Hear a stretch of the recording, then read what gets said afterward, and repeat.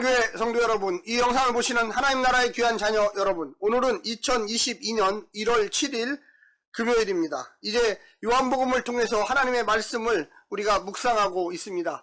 요한복음은 상징적인 것이 상당히 많이 있습니다. 그런데 그 상징들을 잘 생각해 보면 우리에게 강력한 메시지를 주고 있습니다.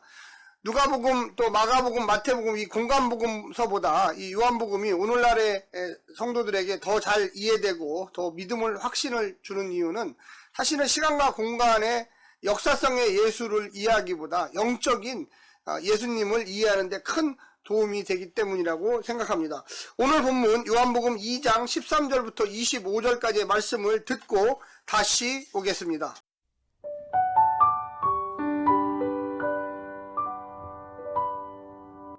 유대인의 유월절이 가까운지라 예수께서 예루살렘으로 올라가셨더니 성전 안에서 소와 양과 비둘기 파는 사람들과 돈 바꾸는 사람들이 앉아있는 것을 보시고 노끈으로 채찍을 만드사 양이나 소를 다 성전에서 내쫓으시고 돈 바꾸는 사람들의 돈을 쏟으시며 상을 엎으시고 비둘기 파는 사람들에게 이르시되 이것을 여기서 가져가라. 내 아버지의 집으로 장사하는 집을 만들지 말라 하시니 제자들이 성경 말씀에 주의 전을 사모하는 열심이 나를 삼키리라 한 것을 기억하더라. 이에 유대인들이 대답하여 예수께 말하기를 내가 이런 일을 행하니 무슨 표적을 우리에게 보이겠느냐. 예수께서 대답하여 이르시되 너희가 이 성전을 헐라 내가 사흘 동안에 일으키리라. 유대인들이 이르되 이 성전은 46년 동안의 지역건을 내가 3일 동안에 일으키겠느냐 하더라. 그러나 예수는 성전된 자기 육체를 가리켜 말씀하신 것이라.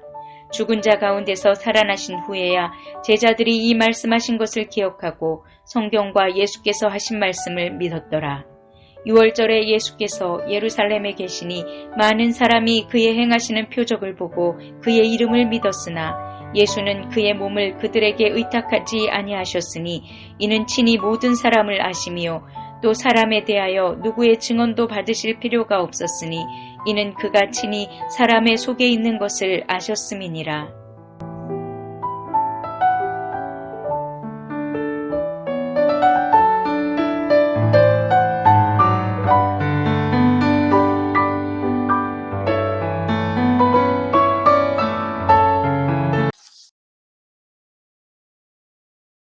오늘 본문은 성전을 깨끗게 하신 이야기입니다. 예루살렘 성전을 정화했다고 우리는 알고 있습니다.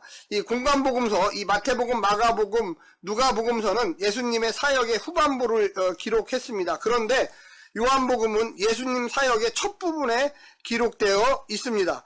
성전 정화 사건을 공관복음서는 예수님 사역의 마지막에 기록했는데 왜 요한복음은 이 예수님 사역의 첫 부분에 기록을 했을까요? 요한복음은 왜 예수가 이 땅에 왔는지를 설명하면서 성전을 깨끗게 하는 이야기를 사용하고 있습니다. 먼저 13절부터 16절 성전을 깨끗해 하시는 이야기부터 살펴보겠습니다. 13절에 보면 유대 사람의 유월절이 가까이 와서라는 문맥이 있습니다. 요한복음에 나오는 세 번째의 유월절 중 첫 번째 유월절을 13절에 보면 유대 사람의 유월절이 가까워져서 이런 문맥이 있는데 요한복음에 나오는 첫 번째 유월절입니다. 예수님은 유대교 신앙의 관습대로 유월절에 예루살렘에 올라가셨습니다. 유대 남자들은 12살 이상이 되면 1년에 한 번 정도 예루살렘에 올라갑니다. 성전에서 통용되는 성전세를 내기 위해서 로마 황제의 얼굴이 새겨진 화폐를 고대 수리아의 화폐로 바꿉니다. 이유는 성전세를 내기 위해서 그렇습니다. 예수님은 성전을 부정하는 것이 아니었습니다. 단지 이방인의 뜰에서 행해지는 상거래를 문제 삼는 것이었습니다. 예수님의 비판은 성전을 화폐 환전소 또 거래소로 변질시키는 재물 판매상들과 환전상들을 비판한 것입니다. 성전을 깨끗하게 하는 행위는 제사 의식의 개선이나 개혁을 목표로 삼는 것입니다. 그러나 우리는 또한 기억해야 할 것이 있습니다. 요한복음이 복음서로서 기록될 때는 예루살렘은 더 이상 제사 장소가 아니었습니다. 이미 주 70년 로마의 장군 디도에 의해서 예루살렘 성과 성전이 완전히 파괴되었습니다. 그래서 과연 어디에서 예배를 드려야 하는가라는 질문이 유대인들과 초대교회 성도들 사이에 토론이 진행되고 있었습니다.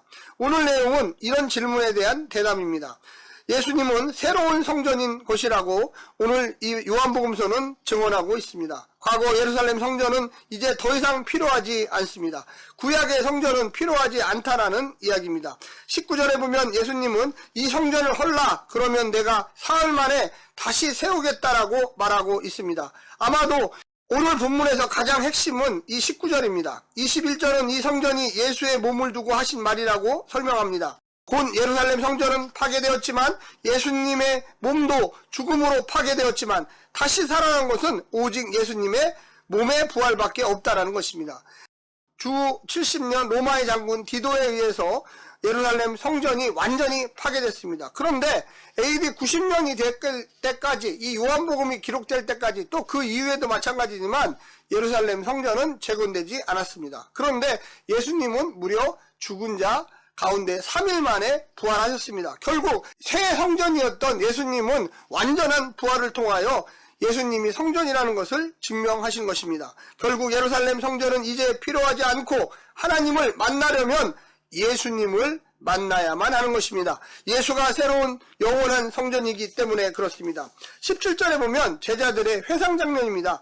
예수님의 성전 청결 사건을 해석하기 위하여 시편 69편 9절을 가져왔습니다. 주님의 집을 생각하는 열정이 나를 삼킬 것이다. 이것은 유대인들의 잘못된 열정이 예수를 죽게 했다고 이야기하는 것입니다. 과거의 결론을 현재에 다시금 해석하는 것입니다. AD 70년에 왜 예루살렘 성전이 파괴됐는가? 그리고 다시금 재건되지 못했는가? 그것은 시편 69편에 나오는 것처럼 열정이, 잘못된 열정이 예루살렘 성전을 파괴했다라는 결론입니다. 18절과 21절에 보면 예수님의 대적자인 유대인들이 예수에게 왜 이런 행동을 하느냐고 표적을 요구하고 있습니다. 예수님은 어디에 권세를 두고 이런 행동을 하고 있나 질문하는 것입니다. 역사적 배경으로 헤롯이 유대인들의 환심을 사기 위해 예수님 오시기 전 20년 전부터 주전 20년부터 재건축을 시작하여 무려 46년간 예루살렘 성전을 건축하고 있었습니다. 그런데 예수님이 말씀하시기를 무려 3일 만에 내가 이 성전을 다시금 짓겠다고 이야기하고 있죠. 왜 그렇습니까? 예수님은 눈에 보이는 그 성전을 이야기했던 것이 아닙니다. 그 벽돌로 지어진 성전을 이야기한 것이 아닙니다. 자기 몸을 이야기한 것입니다. 예수님이 성전이기 때문에 나를 죽여라. 그러면 내가 3일 만에 다시 살아나리라 이야기하고 있는 것입니다. 그런데 눈으로 보이는 예루살렘 성전에 집착하는 유대인들의 모습을 풍자적으로 비판하는 것입니다. 예수님은 성전이 자신의 몸이라고 한 것입니다. 예수님은 죽음으로 그리고 부활로 새로운 성전을 보여주려 한 것입니다. 하나님을 만나는 장소, 그것이 예수님의 공생애였습니다. 유대인들은 그런데 알아듣지 못했습니다. 주 90년도의 유대인과 초대교인 사이의 갈등에 대한 대답을 주 30년의 사건을 통하여 해답을 보여주고 있는 장면입니다. 결과적으로 이 요한복음이 쓰여지기 무려 60년 전에 있었던 예수님과의 대화를 통하여 예수님이 새 성전임을 이야기하고 벽돌로 만들어진 성전은 너무나 당연히 이제 하나님을 만날 수 없음을 이야기하고 있는 것입니다. 초대교회 성도들은 예수가 성전이었다는 것이며 그분이 하나님의 집이었다는 것을 강조하고 있습니다. 유대인들은 눈으로 보이는 건물 성전에 집착합니다. 주 90년 요한 공동체 초대교회 성도들은 지금은 승천하셔서 영으로 다시 오셔서 함께 계신 예수 그리스도의 성전 곧 새 교회를 말하고 있습니다. 예수님의 이름을 부르는 성도들 가운데 주님의 임재가 교회이며 그곳에 성전이 존재하는 것입니다. 결국 요한 공동체가 하나님과의 만남을 만들어낼 수 있다는 것입니다. 22절에 보면 제자들은 예수께서 죽은 사람들 가운데서 살아나신 뒤에야 그가 말씀하신 것을 기억하고서 성경 말씀과 예수께서 하신 말씀을 믿게 되었다고 이야기하고 있습니다. 이런 것들이 바로 제자들의 두 번째 회상입니다. 그래서 주 90년 요한 공동체는 예수가 성전이며 부활 승천 후 보낸 보혜사 성령님, 영으로 오신 예수의 영이 있는 요한 공동체가 성전이라는 것을 믿는 것입니다. 성전 정화 사건의 핵심은 19절 예수님의 말씀입니다. 이 성전을 헌원해라. 그러면 내가 사흘 만에 다시 세우겠다. 23절부터 25절까지의 말씀은 요한 공동체는 유대 회당 사람들에게 예수에 대한 오해를 풀고 믿음으로 그를 메시아로 영접하라는 것을 설명하고 있습니다. 표적을 보고 사람들은 예수를 따랐지만 예수님은 그들의 마음속에 진정으로 예수님을 메시아로 보지 않음을 알았습니다. 그들은 표적이 중요했습니다. 그래서 자신의 몸을 그들에게 맡길 수가 없었습니다. 예수님의 표적 믿는 것으로 구원을 받을 수 없다는 것입니다. 믿음은 하나님이 주시는 것입니다. 표적을 행하는 하나님의 아들 예수를 메시아로 믿을 때 구원을 받을 수가 있습니다. 요한복음은 그래서 믿음에 대해서 계속 이야기합니다. 믿느냐, 믿었느냐, 너가 마음에 믿고 있느냐. 2장 전체를 통하여 우리는 다시금 예수님에 대하여 깊게 묵상해야만 할 것입니다. 예수님은 하나님의 아들이며 그리스도이다라고 1절부터 12절까지 이야기하고 있습니다. 가나 혼인잔치에서 물로 포도주를 만드신 것은 믿음으로만 볼 수 있는 하나님의 영광을 재현하는 것입니다. 구원의 시작은 미래가 아니라 지금부터 하나님께서 함께할 때부터 시작된다는 것입니다. 성전 청결 사건은 예수님이 성전임을 보여줍니다. 성전은 하나님의 백성들이 하나님을 만나는 장소입니다. 이제 예수님으로 대치된 새 성전은 그 이름만 불러도 하나님과 만날 수가 있게 되었습니다. 2장 전체는 예수님의 사역의 밑거름을 스케치한 것입니다. 예수님의 사역은 영광의 계시와 논쟁 그리고 구원과 심판을 요한복음에서만 지속적으로 이야기합니다.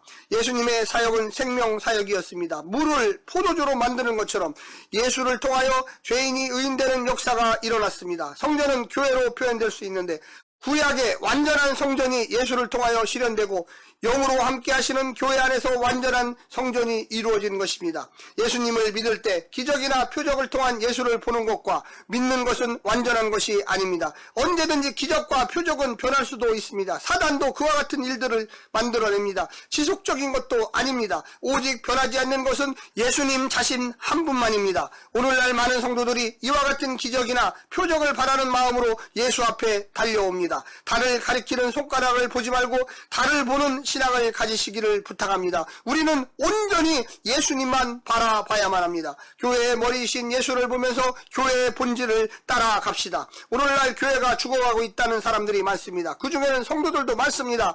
교회가 벽돌이 아닙니다. 건물이 아닙니다. 교회가 장식품이 아닙니다. 교회가 어떤 공동체가 아닙니다. 교회는 예수입니다. 예수 안에서 뭉쳐진 사람들만이 하나님의 영을 받고 새 영을 받고 능력을 받을 수가 있습니다. 하나님의 백성으로 바뀌어지는 곳이 바로 교회입니다. 오직 예수를 만날 때 변화가 있고 생명력이 넘칩니다. 교회의 외형적인 것을 죽이고 교회의 머리요 몸 대신 예수님을 만나시기를 간절히 부탁드립니다. 오늘 하루도 승리하십시오. 할렐루야. 샬롬.